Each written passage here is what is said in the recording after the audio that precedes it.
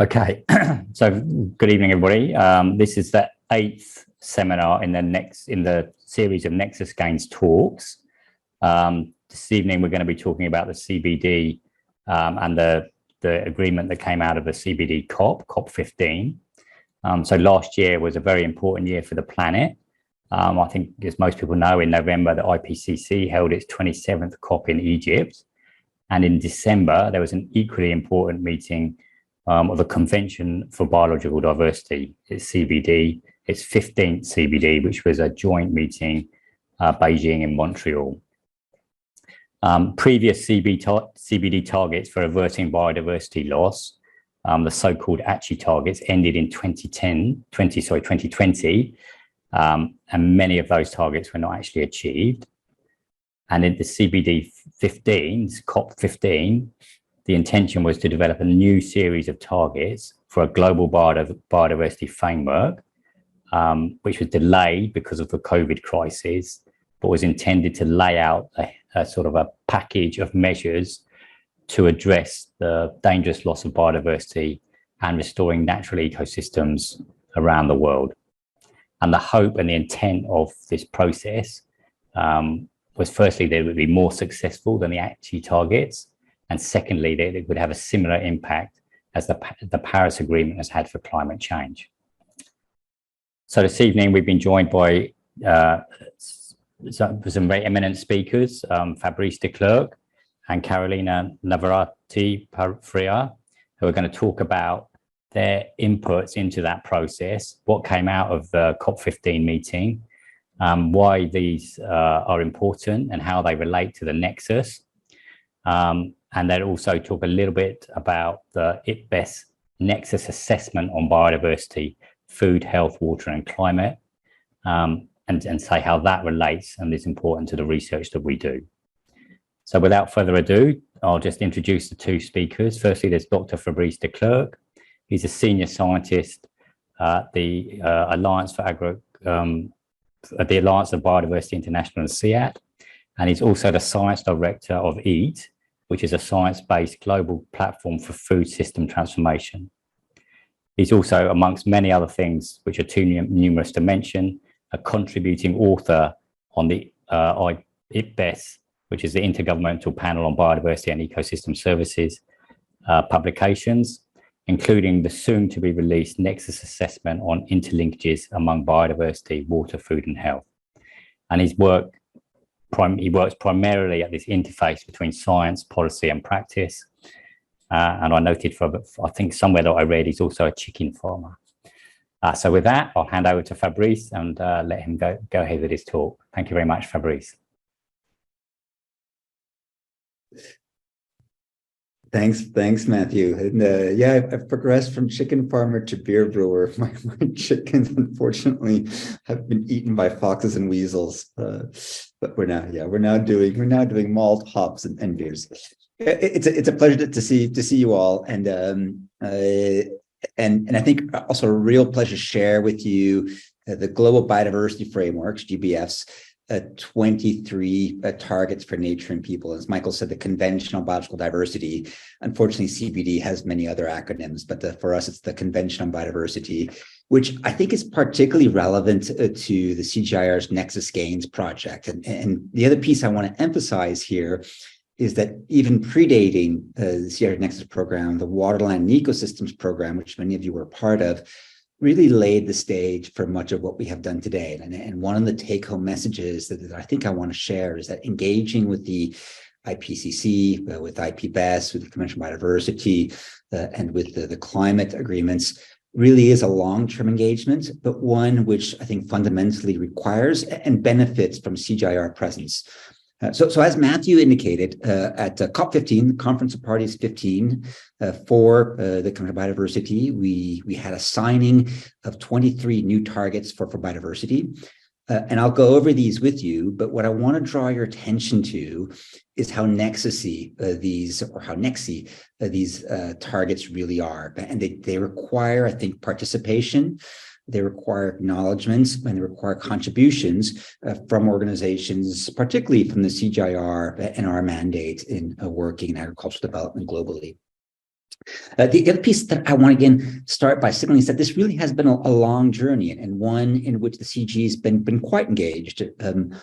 I sometimes like to say this is maybe the predecessor to one CGIAR, the work that we did in waterland and ecosystems, where particularly in our contributions to the regional assessments of IPBES, the Intergovernmental Panel on Biodiversity Ecosystem Services, we made sure that there were CGIAR scientists from IMI, from ITA, from CIAT, from Biodiversity, who contribute to each of these. I think Matthew was part of the one for Africa with Chris Dickens. Sonali was leading the Asia one, and then Natalia Estrada Carmona contributed to the Americas one. So CG has been quite involved in IPBES assessments, and I think has helped to bring a really important voice from the production sector into what often is seen as a conservation biologist forum. The second piece that I want to emphasize is that a lot of our work, particularly more recently, and Carolina will talk a bit about this, really has been engaged in trying to understand how we as scientists can better engage, inform, and support countries as they negotiate these targets. And now that they've been negotiated, progress on achieving them. So it's quite a bit of our time using Nexus Gains funding over the past couple of years has been to participate in the Geneva negotiations, the Nairobi negotiations. Carolina convened a group of Latin American delegates in Cali. Last November, there was a crew of 5 of us who were at the convention in Montreal.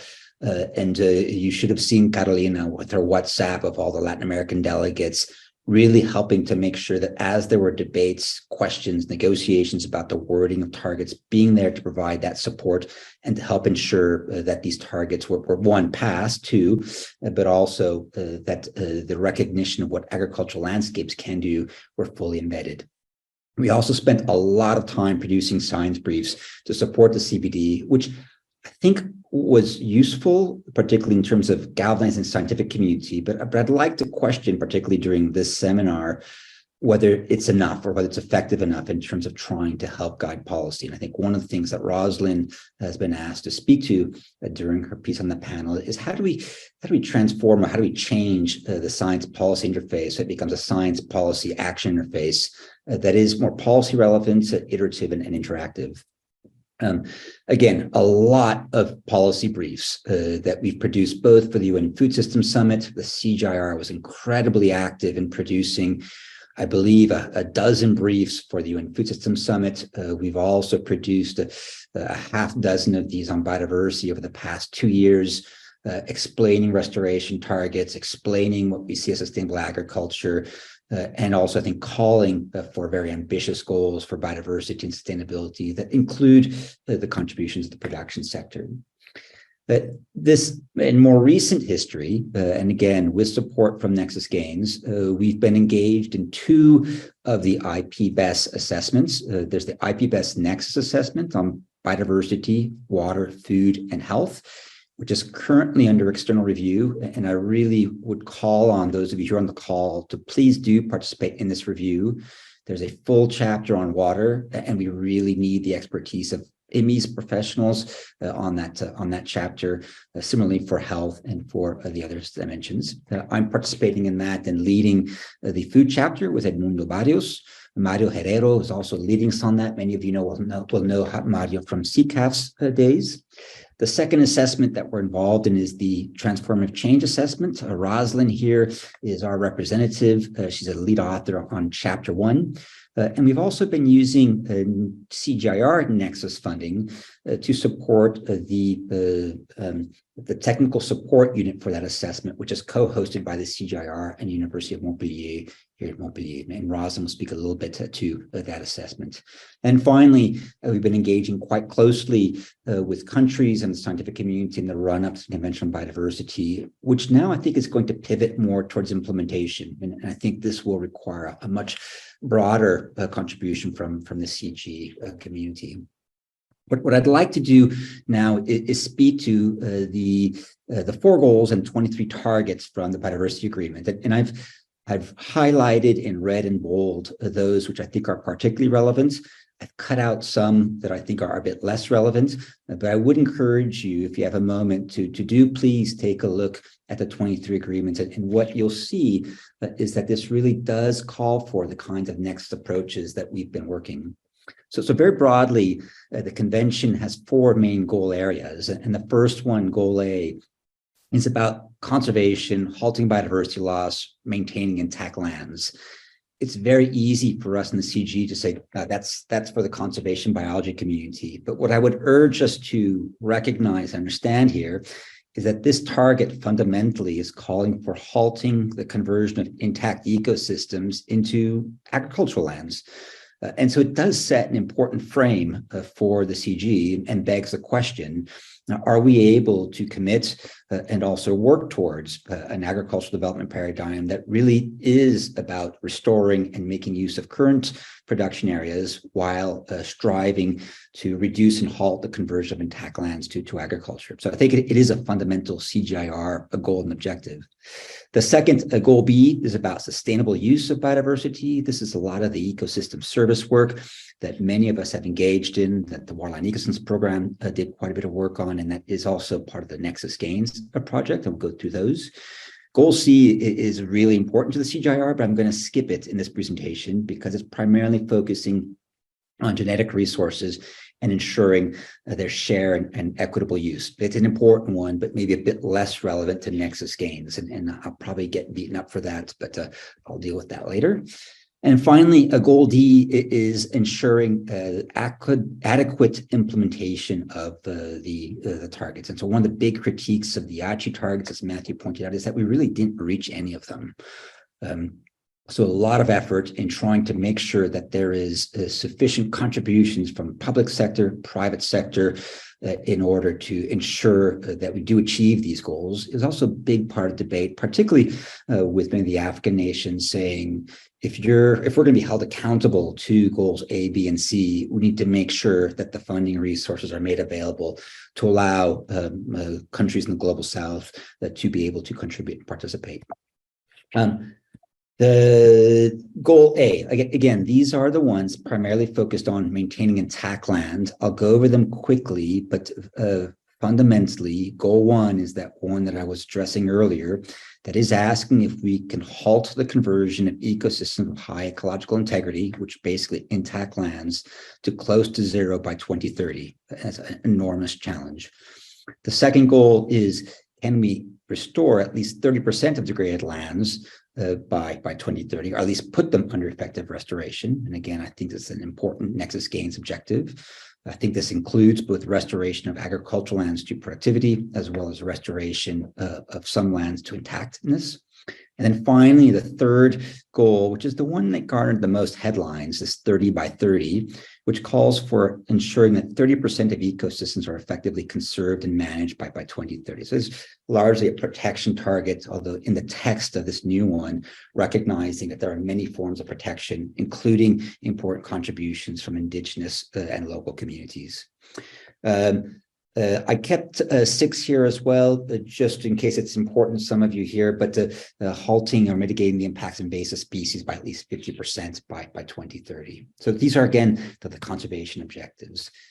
Some of the assessments analysis that we've done as part of CGIAR Nexus Gains has tried to understand where intact areas remain. And so globally, 50% of ecosystems or ecosystem area remains intact.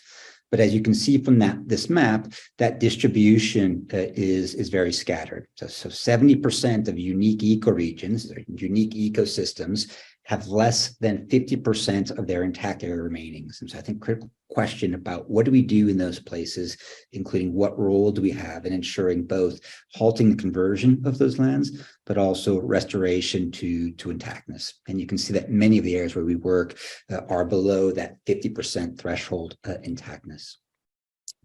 That the second set of goals are the goal B targets, their sustainable use. A lot of text, and I'm going to summarize it for you very quickly, but goal 7's interesting. It's about reducing pollution from agriculture primarily. So it's halting or reducing 50% of nutrient loss, nitrogen and phosphorus, that we use to maintain food system productivity. How do we keep it out of waters? And again, I think an important challenge for our IMI partners, as well as for those of us working on retention and sequestration of those nutrients.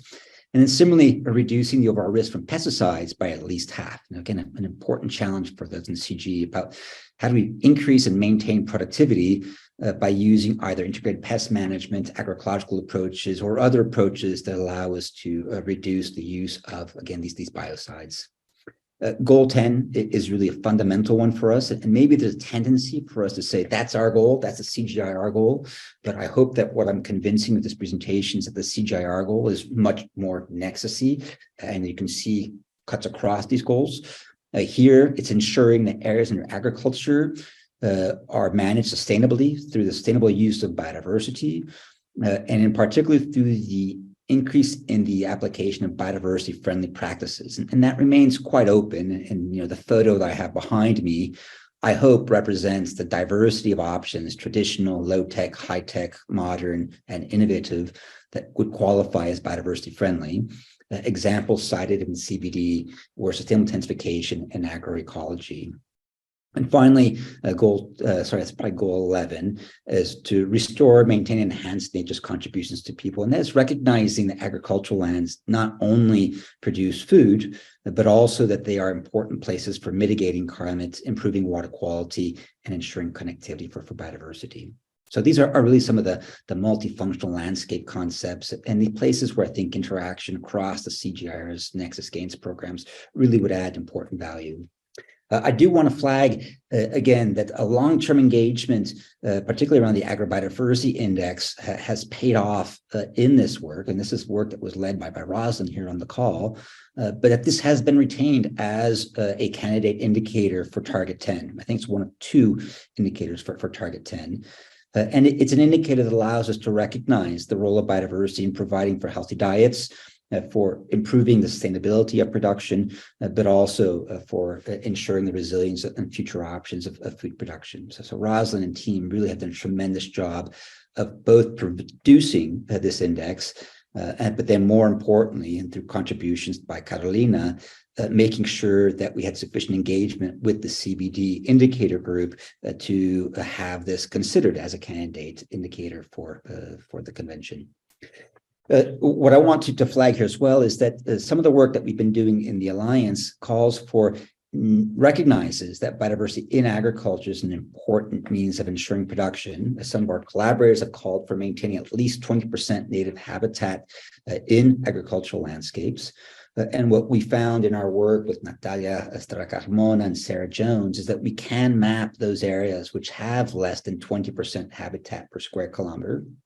We unfortunately find that nearly 33% of lands globally are below this threshold. And we would make the case that in those areas, we can no longer count on the pollination services, the pest regulation services, or even the water quality improvement services of natural capital in those landscapes. And so I think, again, a question to us in the CGE, how do we work to increase that natural capital in these landscapes to ensure production functions? And some really interesting research of late that is recognizing that if we want to provide healthy diets, that ensuring pollination is going to be an important part of that strategy. I'm going to go briefly over Goal D, but it's about implementation. It calls for national accounting under Goal 14. It recognizes that business needs to be able to be held accountable. And here, quite powerfully, by the World Business Council, Sustainable Development stood up and called on governments to hold them accountable, to create metric systems that allow the private sector to behave and to be measured against progress. Goal 16 is an important one as well, that recognizes that sustainable consumption is an important means of implementation.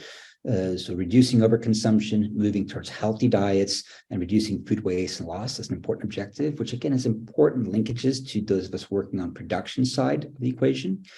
And I'll call your attention to Goal 18, which calls for eliminating harmful subsidies to biodiversity and reducing them by at least 500 billion per year by 2030.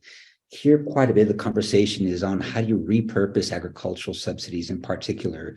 Can we maintain our support to farming communities, but can we try to redirect that support so that it recognizes that they're not only producing food, but producing healthy food and producing environmental value? Can we direct those subsidies to the environmental values that the farming community is producing?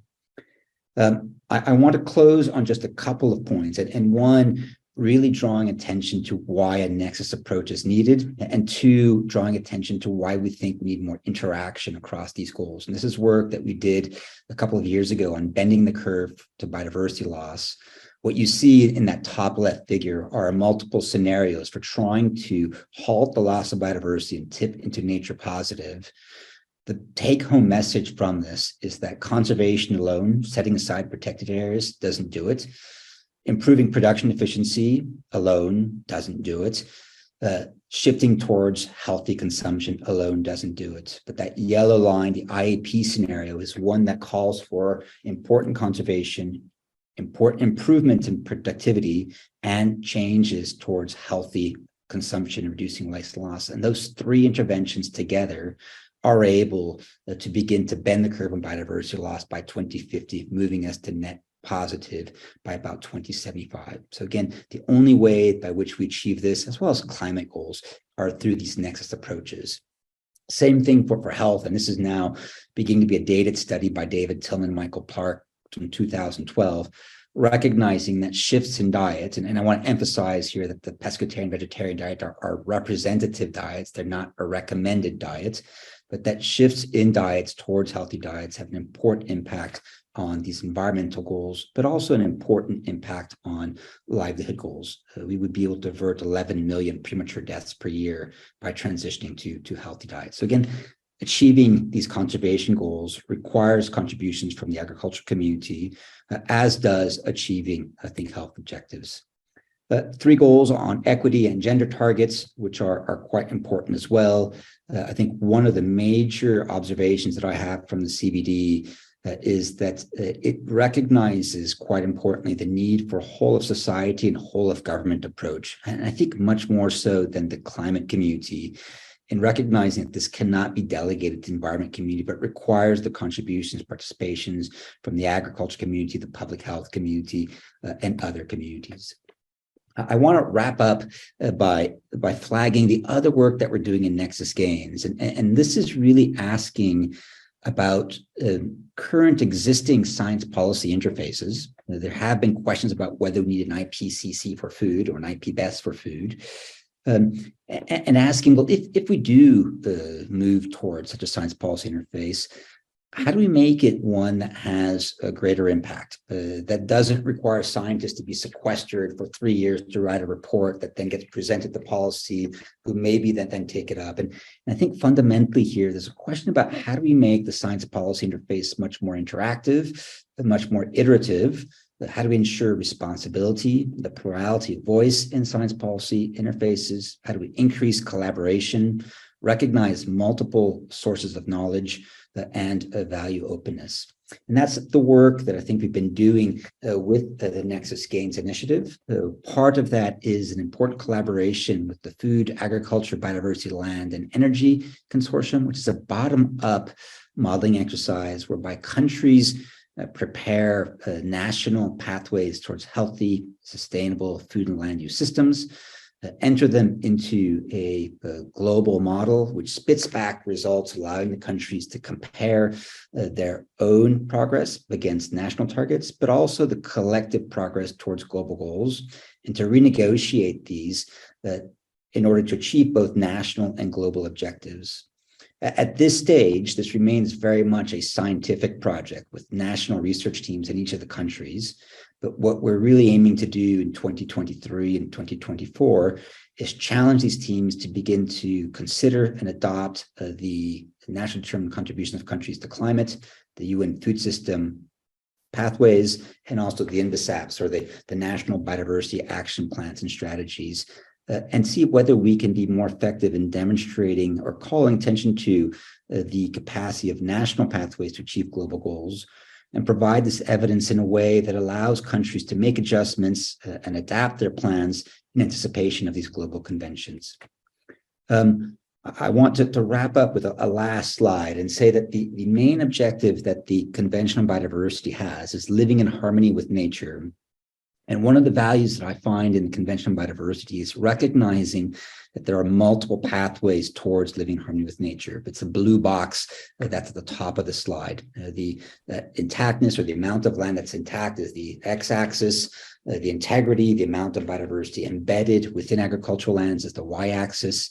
You can see that there are many landscapes with a diversity of management plans that fit within living in harmony with nature, which I think each becomes an individual narrative and story about how you can achieve these goals and how we can begin to work within those contexts to prove progress on these goals. But on the other side, you can see in the bottom left, there are important landscapes that are outside of what we would say is either above an integrity or intactness threshold, where there's a critical need to both regenerate environmental function in agriculture or increase protection. And I think CGIAR, with our work globally across these landscapes, has both an important opportunity to help to maintain and manage towards living in harmony with nature, recognize the diversity of pathways and examples that are compatible with that narrative, but also, I think, begin to help countries and help landscapes move towards that goal. I'll stop there. Thanks for your time and attention, and I'm looking forward to the dialogue and conversation. Matthew, over to you. Yeah, thank you very much, Fabrice. Thanks. Excellent framing of the CBD and what happened in Montreal and the various indicators and the global framework. And how it links, very importantly, to the work that we do within the CG and also particularly within Nexus Gain. So thank you very much for that. I would now like to call on Dr. Carolina Navarrete-Frias, who's a senior advisor on environmental policy and biodiversity at the Alliance of Biodiversity International and CIAT.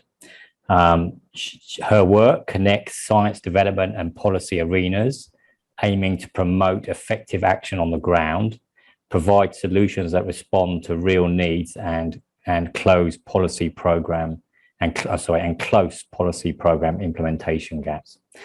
As she says, she's a connector between different worlds, and she's going to lead us now, hopefully, through a bit of a discussion on how we move from sort of these indicators to actually implementation in the real world.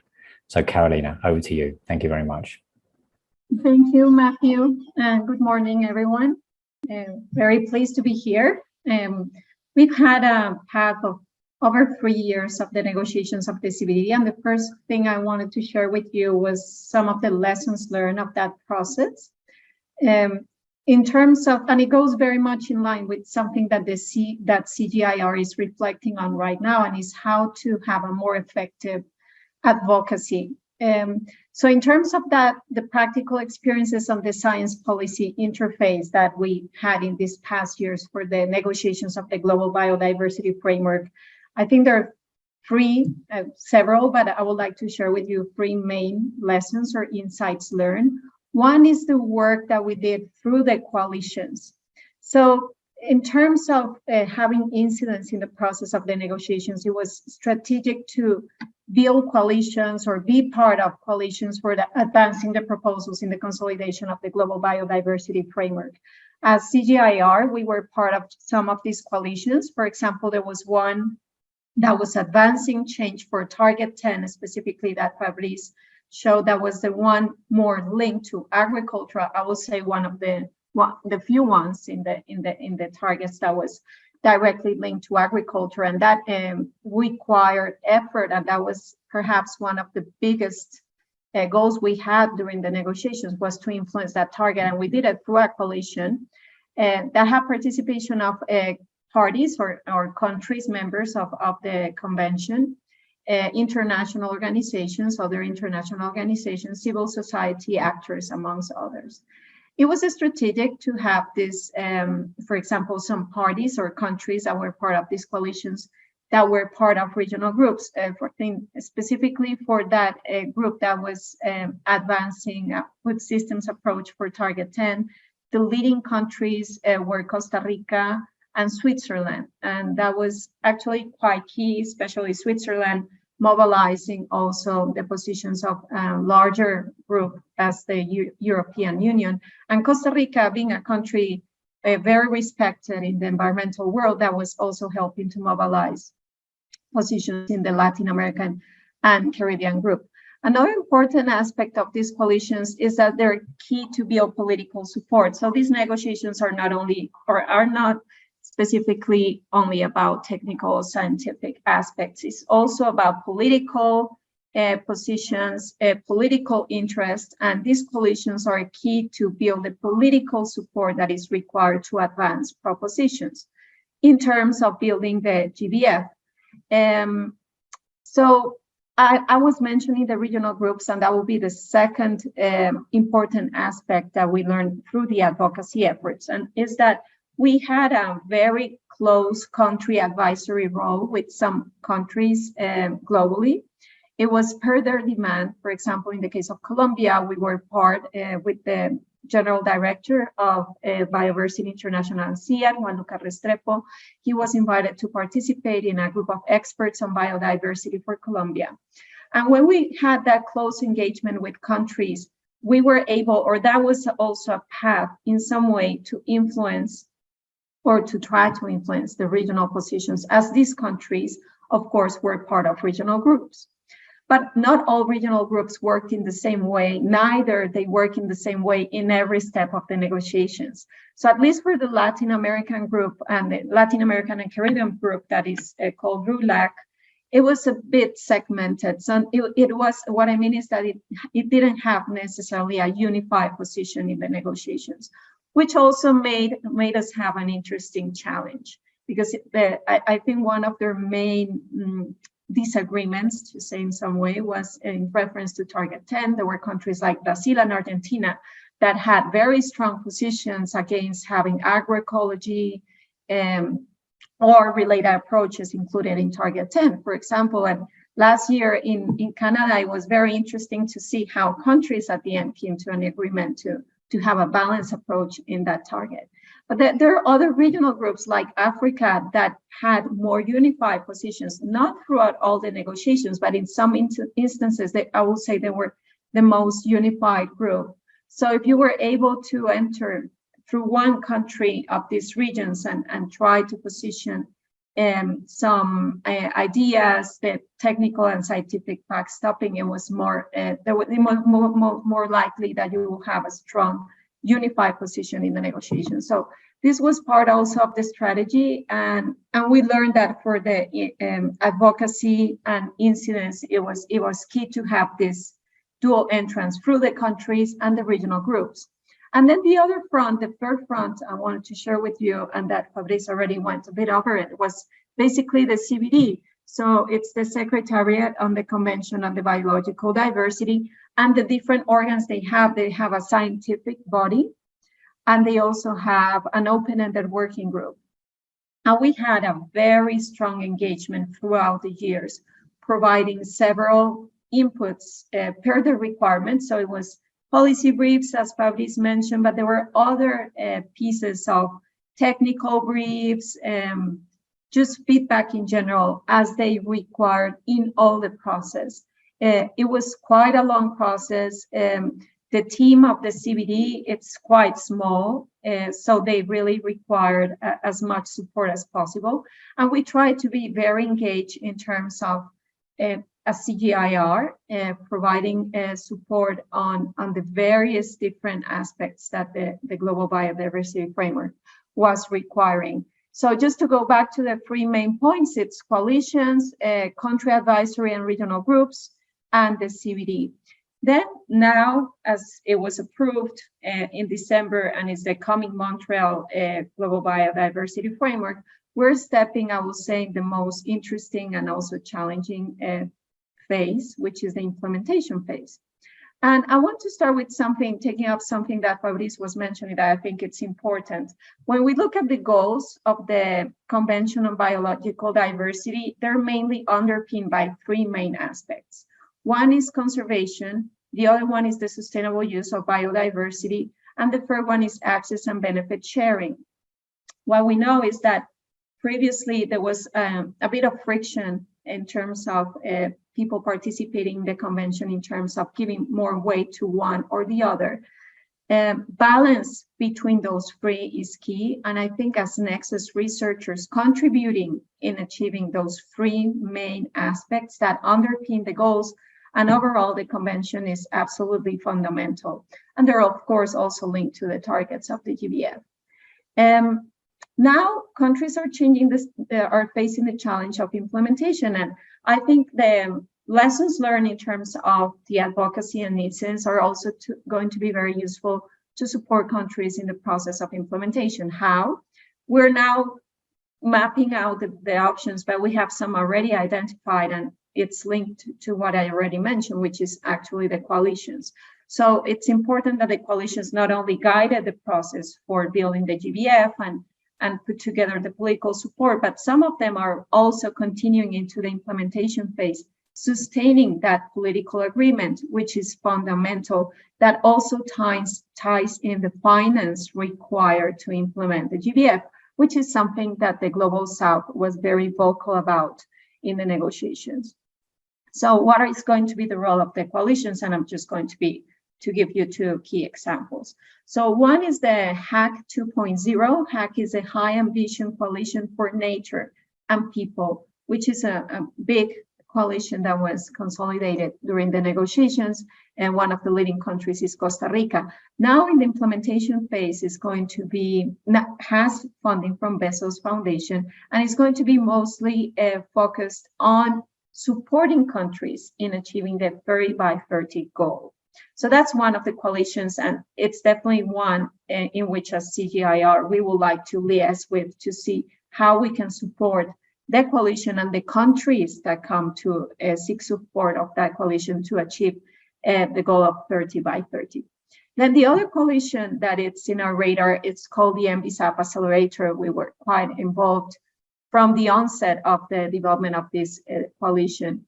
And the MBSAP Accelerator aims to support the implementation of the MBSAPs.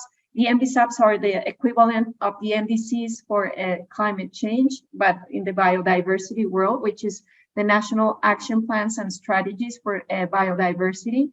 And the idea is to have this accelerator as a way to have a quicker startup of the update, because many of the MBSAPs per country, every country has an MBSAP, will need to be updated, but also implemented. It will have a wider approach than the HAC 2.0 in the sense that it's not only going to be looking at the target of 30 by 30, but it's going to be more inclusive of other targets of the GBF.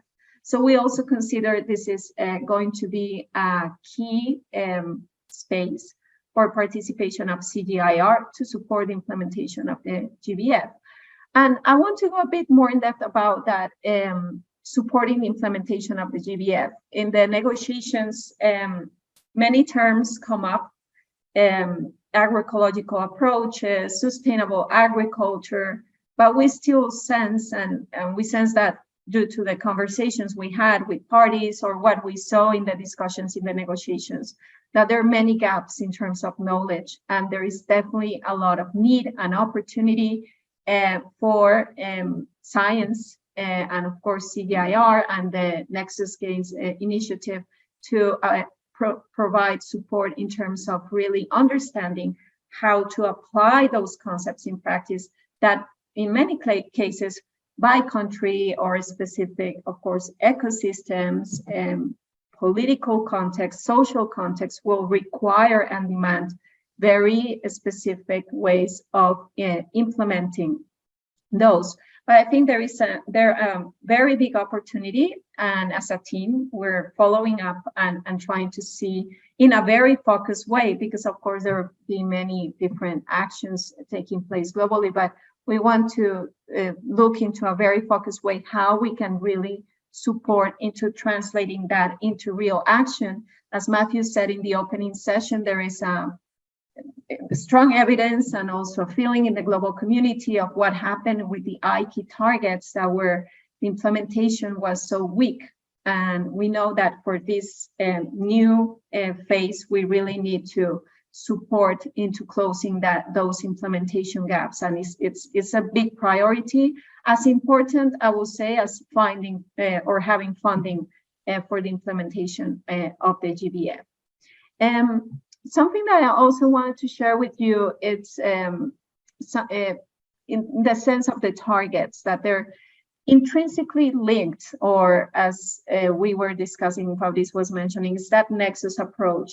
I will say it's not something that necessarily was mentioned, or I will say it was on the table frequently in the negotiations or the discussions. But if we look, but it's something that we can work with the countries to raise that awareness, visibility. And I just wanted to read here an example on that Nexus approach and why it's so important to guide countries in this way. And is, for example, if we want to ensure that by 2030, at least 30% of areas of degraded terrestrial, inland water, and coastal and marine ecosystems are under effective restoration, we need several of the targets to be in place. For example, that's target 2.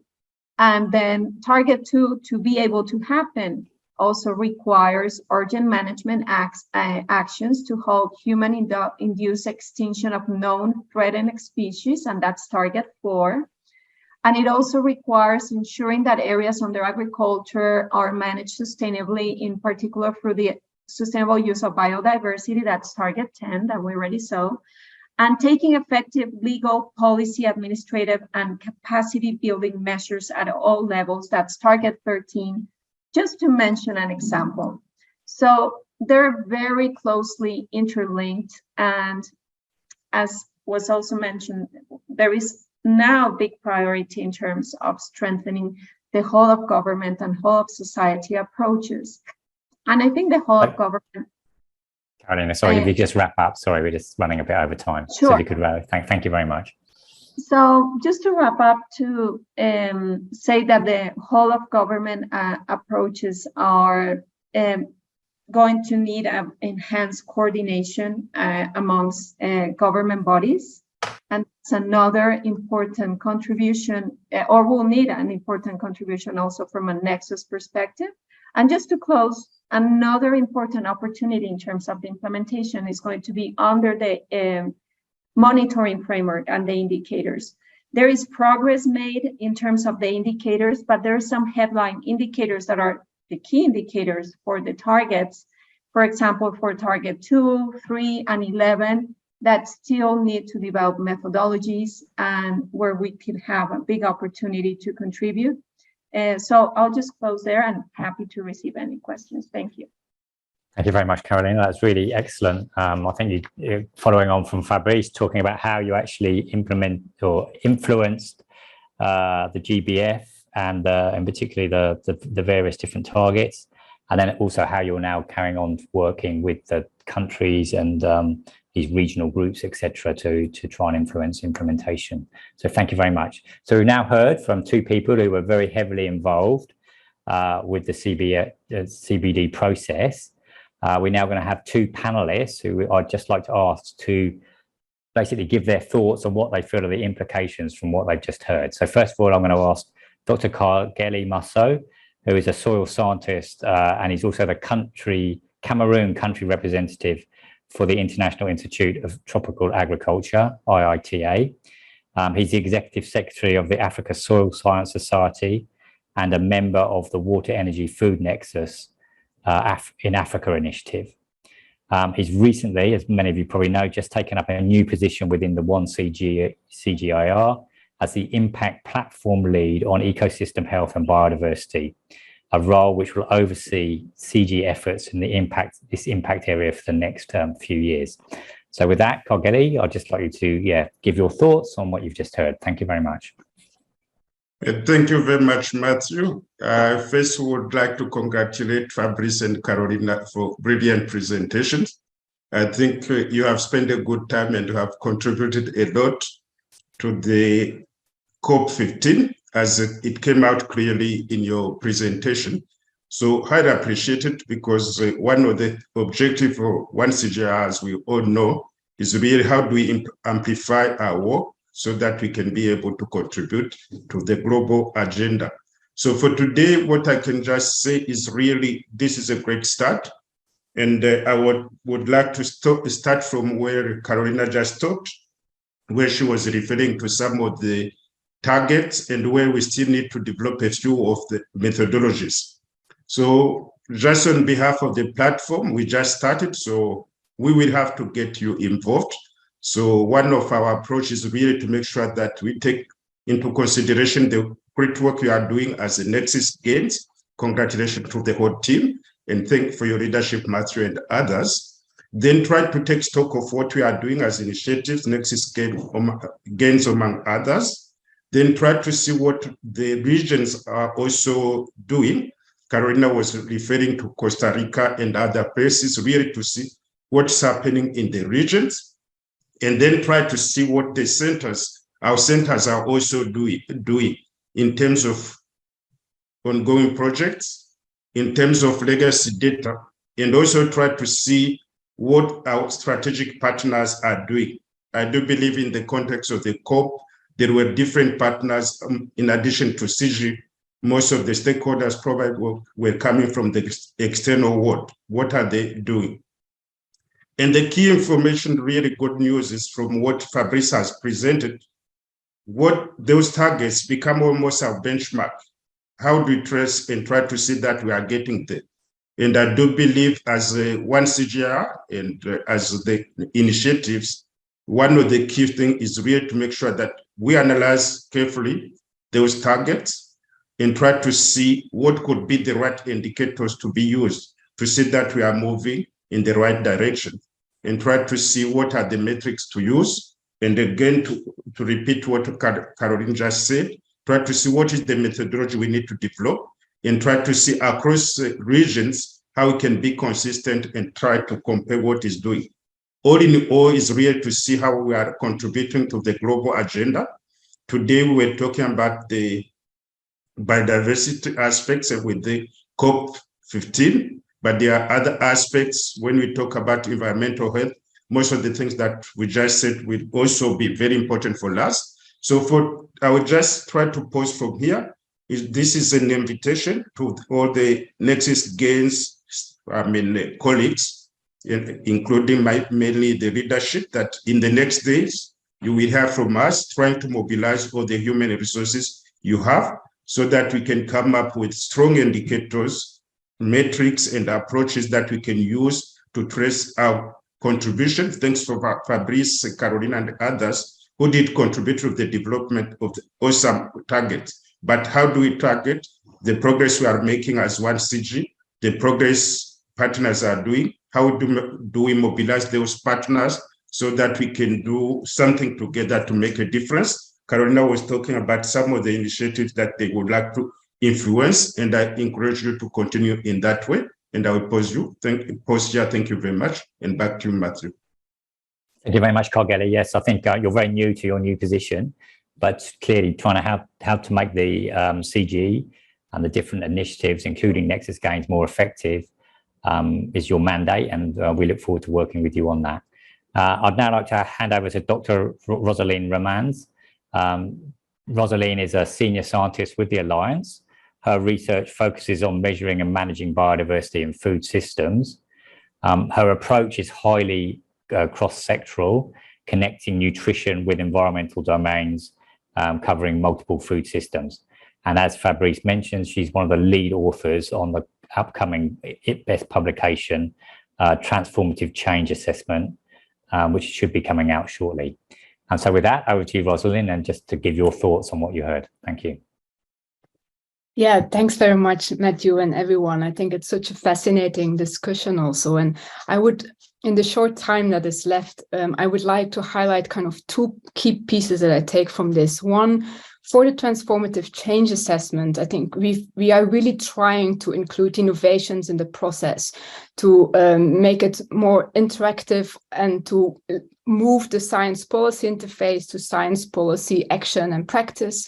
And to create more space for collaborative learning and co-creation in that space. And listening also to the reflections on these processes, I think it's really also key on one hand that we engage with these different coalitions and actively reach out and see how we further align these processes with the coalitions, as well as towards with the scientists. I think we want to explore further how do we facilitate further that collaborative learning and co-creation space, so that the science is not, because we realize in these processes also how important that is, and how can we use the different science tools in these processes, not to kind of set this is the way, but more to help facilitate and co-create and co-learn in that space.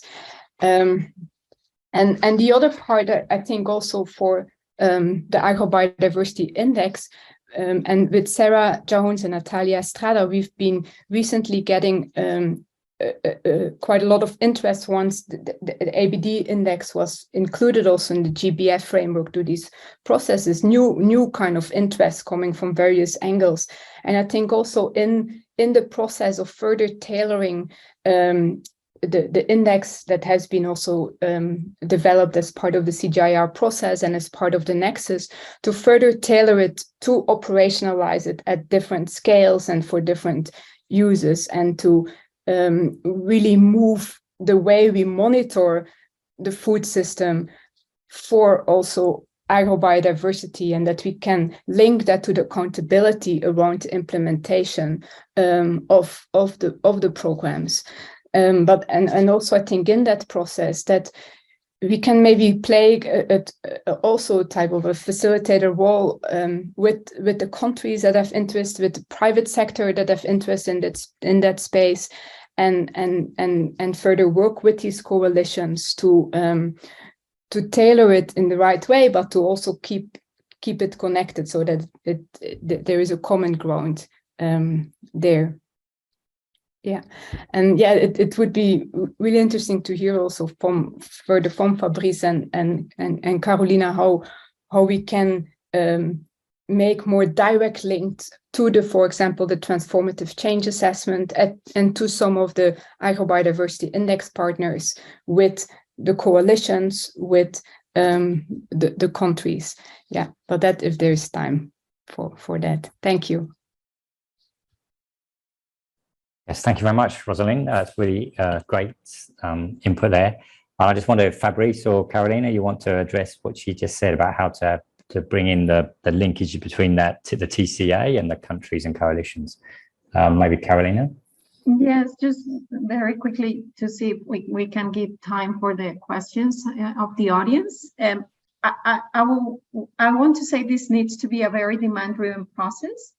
So as the coalitions are in consolidation, way to see what specifically demands we have from the countries for the implementation of the GBF, and according to that, see how we can fit pieces that we have from all of our different processes of research, initiatives, and transformative change assessments, etc., that can contribute to the process that they're undertaking. So that will be my take on that for now.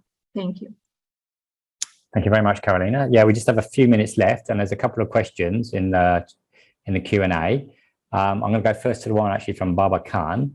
Baba Khan's from Isimod in Nepal, and he wants to ask Fabrice, what is the basis of the 20% biodiversity threshold for quality food production in land and food systems? So I think it was actually a question I'm also very interested to hear. It's a bit technical, but to me it's interesting to know what is the basis for that 20% number. Thank you. Sure. And I'll try to keep it really, really brief. But so Babar and Matthew, the basis for that is that when we look at a diversity of biodiversity service studies, the responses are often quite variable, right? And the relationship between biodiversity and landscapes and services really depends on context. But what we find consistent across all those studies is as biodiversity begins to go down, there's a threshold below which the service is no longer provided.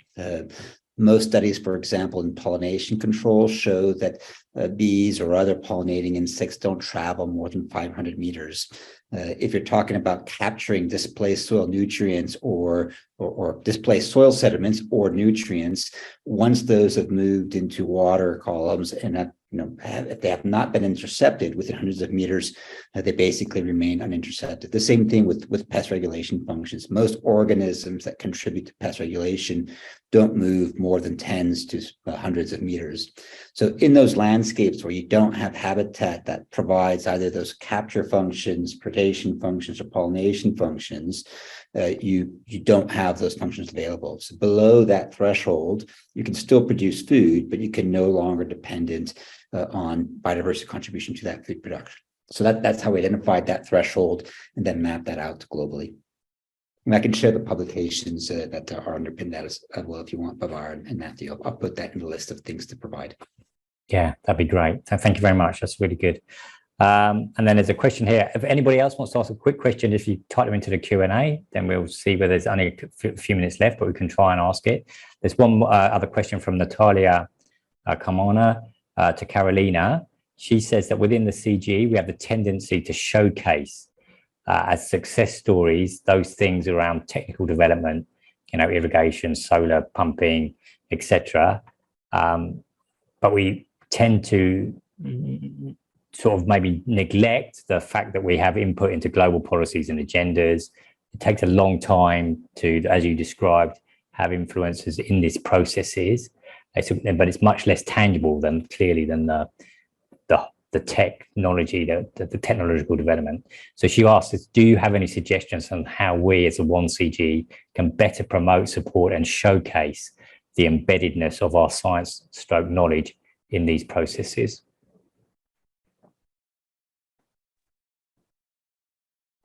Yes, I think it's very, I agree. Thank you, Natalia, for your question. I think it's very much linked to the way we have been used to thinking as organizations and scientists, and making this other impact spaces more visible. I agree, hasn't been as common or as frequent or as easy to raise the level of awareness. I think it's going to be a space of progress in terms of making our community more aware of that. Next week, for example, that we have our Science Week in the Alliance of Biodiversity International and CIA. I asked to have a small session on, and it's called Legislative Strategy, and it's on a different topic, not the CBD, but it's also a process that we undertook to promote the law for the plant treaty in Colombia. So one of the things I have been thinking on how to present this to the community or the scientific community, it's I've been thinking about a table of 4 legs. So maybe one leg, if we think about, for example, future seeds, which is our gene bank, one leg is innovation, the other leg is crop diversity, the third leg is resistance to plagues, diseases, climate change. But then the 4th leg, from my perspective, and what I think it's important for the scientific community to have clear is that space of policy, legislation of different levels is local, national, regional, global. And if we don't have that leg, that missing leg, makes the table unstable, and then the impact, of course, it's in many ways reduced. So it's a process of, and I think as more of us are part of this, because that's the other issue I will say, is that few people in our community are working on that front of making that connection and making raising the relevance of those spaces. So I think as we work more to bring our colleagues to understand how influencing those, let's say, global policy dialogues and spaces can really make the impact even stronger. Slowly, we will start changing our perception on that and understand that it's as important to influence that as delivering a technology on, I don't know, solar panel or whatever. Thank you. Yes, great. Thank you very much, Carolina. And yes, I think we're just running out of time. Jonas McConnell makes one very comment in the Q&A about a potential topic for a webinar in the future around I guess land tenure and biodiversity nexus. So we can think about that and see whether we can bring that on, because I think that's a very good point as well, and something we should be thinking about. But with that, I'd just like to thank very much our presenters today, Fabrice and Carolina, also the two on the panel, Cargelli and Rosalind, for all the comments and the discussion. Very interesting.